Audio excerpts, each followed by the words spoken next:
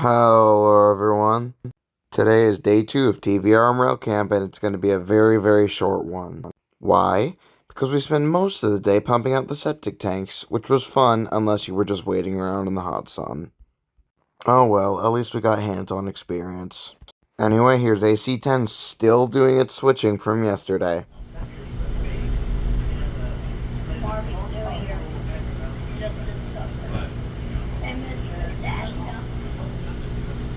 The locomotive we were using to move around the cars to pump the septic tanks would be 80.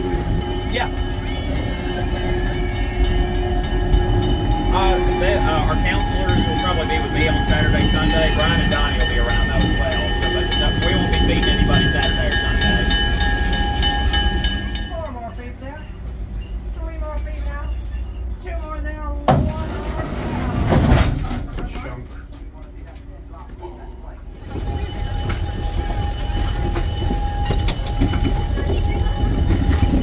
And during lunch, we saw a couple NS trains.